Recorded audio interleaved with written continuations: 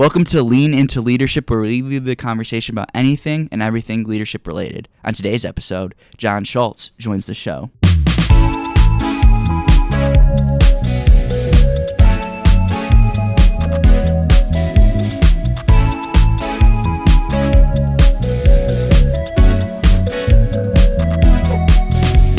Hey everybody, welcome back to Leadership in 20. My name is Brandon. Today I'm joined by Mello, John, and we got a good one planned for you today.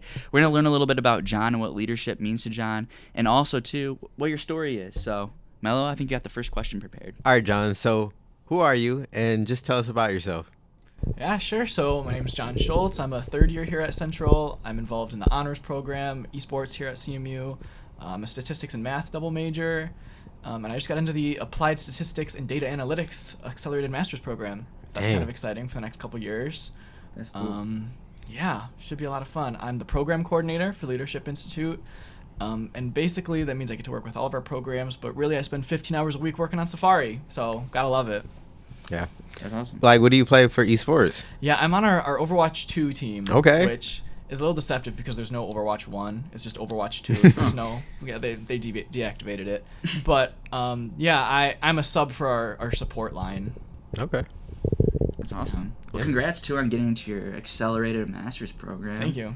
Do you want to quickly describe like what that is, if anyone doesn't know what an accelerated master's program is? Yeah, sure. So basically I have my undergraduate in 4 years, and then in one more year I'll have my master's degree. So like master's degree in 5 years. But it's really exciting for me because the way my honors scholarship works is they pay for like my 4 years of undergrad. So then it's like I only have to pay for 1 year for my master's, which I'm very lucky. So That's awesome. Yeah, I gotta take advantage of it. For real.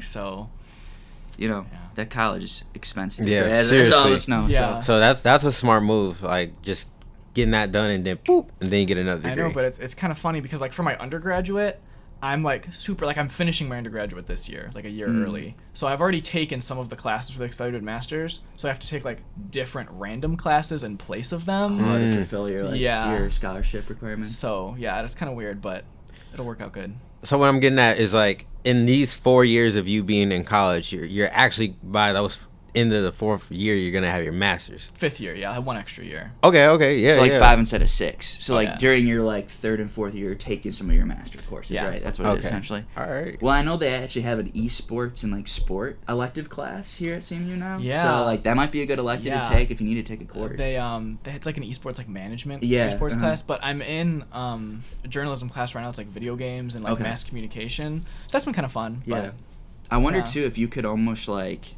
look into minoring, like getting another minor, like Yeah, if you I have to don't take know. like 9 credits or 12 or Yeah. something, like you might be, especially if you already have one of the classes or 2 done, like a general, that might be just to boost your. By complete happenstance, I am 2 classes away from a philosophy minor, just from my UP There you go. classes. So You might as well I just mean, do that, right? right, You already yeah, just have for it. fun. Just throw them in there for the Yeah. funsies, yeah.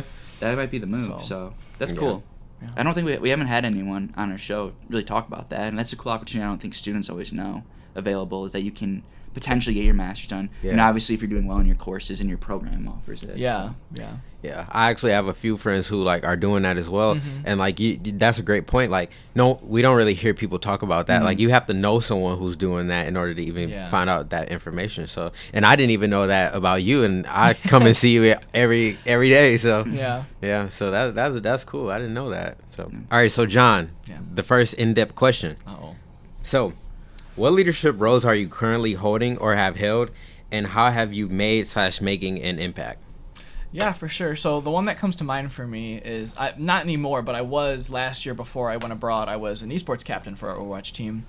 And I think that was like a really important role for me to have because it helped me kind of work with our team and kind of in the way where you have to meet everyone's needs and kind of meet them where they're at, because especially on like an esports team at CMU, it's like a lot of different skill levels and people just trying to like enjoy the game but also try to be competitive.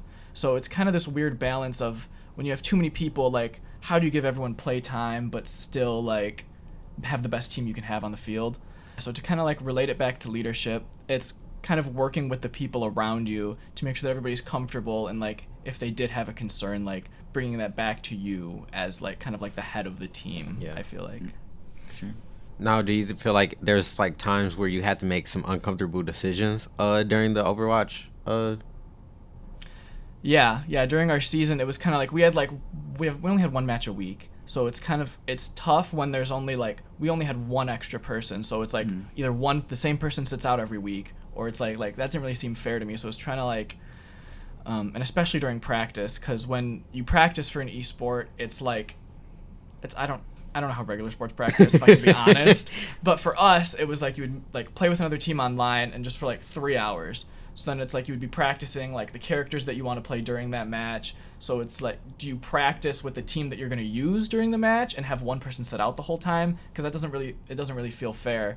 So it's kind of I was a little bit lucky because I had someone who had a class during our matches, so we were able to kind of fill that person in. But I think that for other instances where you don't necessarily have that, I feel like it's a really delicate balance of trying to figure out on an individual match basis, especially in athletics, I guess we'll call esports. If you're going to lose a match, it's kind of we don't have the best esports teams. We're a very much growing program. But if you know that it's not necessarily going to be a close one, maybe giving those people the experience if they wouldn't normally be able to play, so that they can still have that match experience, I feel was how it was for me. Yeah. That's really interesting too, providing your followers in that situation, or the people on your team, your teammates, the chance to grow and things like that. And I think part of that too is sometimes being the leader, of course you want to participate, but that might be you need to take a step back, right, and be the one that sits out, right? So you can give those opportunities to your team members so they can grow, but also to that you can support them, right, on kind of on the sidelines. And I think that's sometimes challenging to do, especially when you're passionate about what you're doing and you care so much. And you're obviously probably good at it too, right? And you have the skill that could also elevate the team's experience. So how do you sometimes take a step back? And I think that can be kind of challenging for some people to do, but it's an important piece of leadership too. Yeah, it's absolutely important, because especially when you think about it in that lens of maybe being the more experienced person on that team, being able to step back yourself, you can provide feedback or kind of help mentor them in that way, even if it's not directly alongside them. Yeah. So, do you ever feel as being the leader in that esports that sometimes you don't necessarily want to take on that role in certain times? Yeah, for sure. Especially in a program like ours, it's kind of difficult to be put in that position. And as I mentioned, I'm a sub now. I'm not we don't have captains anymore. But in having that role, it's kind of it's a lot more responsibility, right? And that comes with that positional leadership. But having that extra responsibility, it's kind of weighing the benefits, and that's why I decided to step away from that, because I said that's something that's not really for me anymore. And I feel I get more value in putting my time in other places. I spend a lot more time with the LI now, and I feel I'm able to connect with my peers and do mentorship in that way, instead of maybe in that athletic scene that I was a part of before, because it's doing other things outside of what the team sees as a leader, right? So scheduling scrims and things that I didn't necessarily have experience with, but now all of a sudden are all part of my job. So I think that's definitely something to consider when you're being in a leadership position, and maybe finding ways to lead outside of that position if you feel your time is better spent elsewhere as well. Yeah. I like that, because I think even all of us being a part of the Leadership Institute, we have that leadership label on us. So I think we go to any other thing and we feel that maybe we have to be a leader in that sense, but we're not necessarily called to be a leader for everything that we are a part of. Sometimes we're the ones that just wants to, I won't say sit back, but listen to someone else be the leader. So I feel that, where it's here I am, I'm still a leader, but I just don't want to be a leader in this particular area. So I feel that. Yeah. I think that's so important. That's what leadership's about, right? Being able to have that self-awareness, in your experience of knowing, maybe this isn't the right position for me at this time, but also being, practicing that humility aspect, being okay with stepping down and maybe, spreading those responsibilities to other people in the organization. I know that can be really challenging too, especially because you probably poured in a lot of time and you invested a lot of resources and everything into that. And so, but again, knowing the fact that knowing yourself with that emotional intelligence piece is huge, especially in leadership. And to your point, Mel, I think when we look at ethical leadership, when it comes down to it, leadership is a choice at the end of the day, right? You decide if you want to lead, but an ethical leader has to lead when things are challenging, right? Not when only things are good, right? And so I think but at a certain point too, there's that balance piece to it. It's like sometimes things are overwhelming, and that's when you can also, again, like you said, go into different environments and also maybe be quote unquote a follower, right? Not always being a leader, being able to be led, but also being able to lead is huge, right? I like that saying. I like how you said that. Yes, correct. Yeah, and I think that's like that's why college is a really great opportunity to get involved in leadership. Because I know for me, like when I was in high school, I was a drum major for 3 years. So like by my senior year, I had like built up this reputation of who I was, and it didn't really feel like that's who I was anymore. So it kind of like coming to college gave me that opportunity to kind of step back and decide how I wanted to show up as a leader in the spaces I wanted to do that in.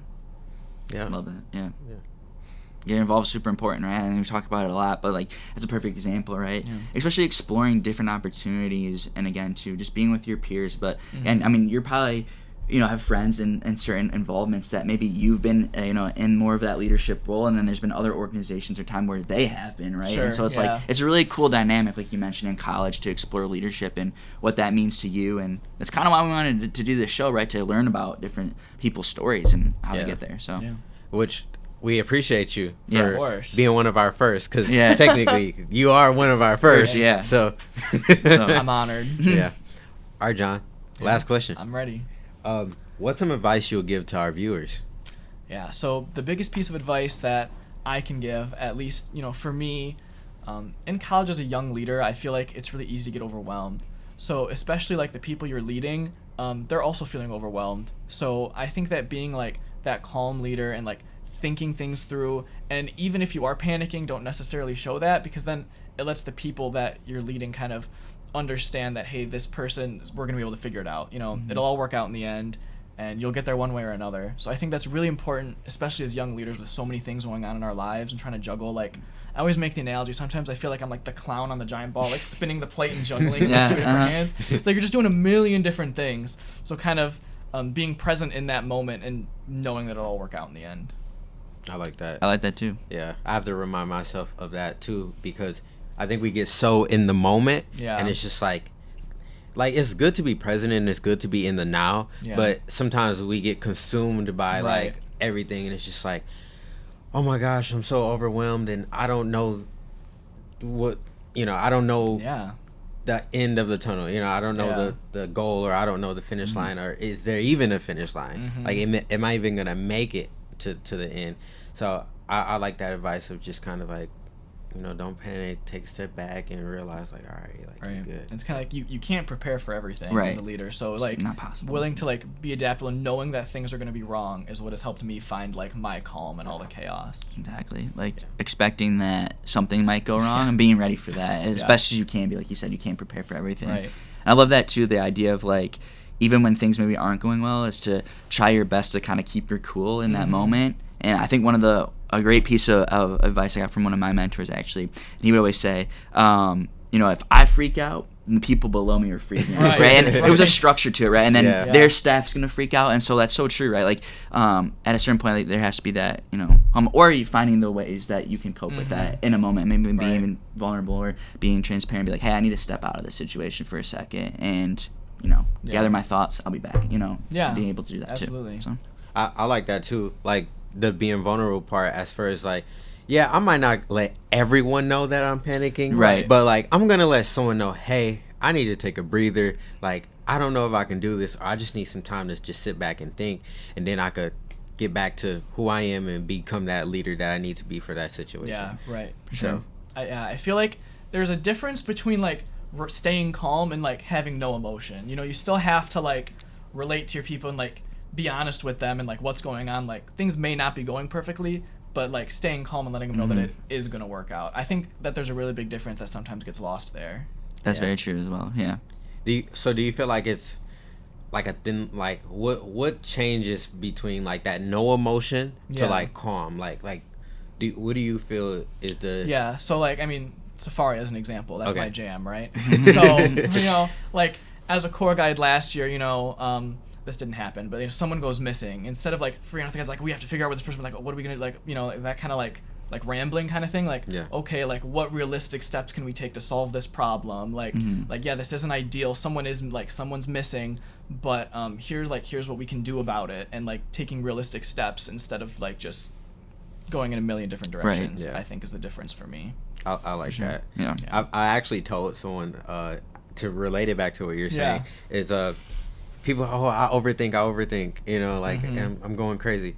And it's like it's not that like you overthink, but it's like you're overthinking all the illogical possibilities and scenarios versus actually thinking about the solid scenario or situation that you can like use or do.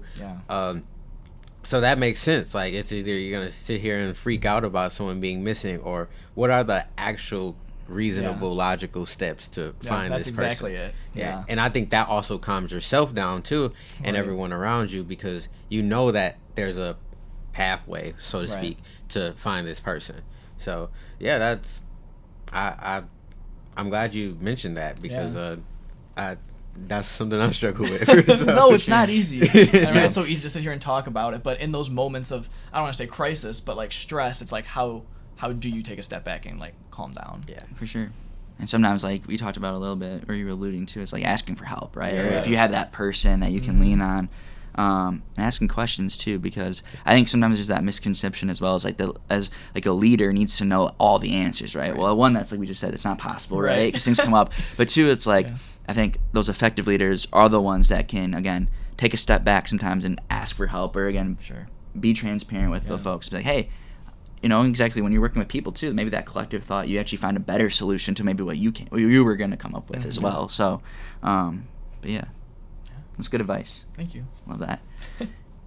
Is there anything that we didn't cover today about maybe what leadership means to you or your journey that you'd like to share with the audience? Or just anything else on your mind? That's true too. No, I feel good. It's been a lot of fun. I feel like we had some good convos. It was fun. Yeah. That was a good conversation. Yeah, I think it's a good start, a good foundation for the students to come and to hear your story and to go, okay, like this is all right. It's three of them and they're sitting there, and I think that's another thing too, which is like not diverting from the podcast, but to the viewers, like who knows how long this will be around, and someone else may also be a part of this too and want to continue it, but just to see us sit here and go like we're all students and we sat here and we did this and created this because we want everyone to hear your stories and whoever else is out there, you know. 100%. Yeah. Mello, John, it's been a pleasure. And hey, if you're interested, you want your story to be featured like John's on our show, we'll actually link a form you can fill out with some just pre-questions on the description box of this video. But for now, that's it for Leadership in 20. We'll see you next time, and keep leading the way. Peace out. Thanks, y'all.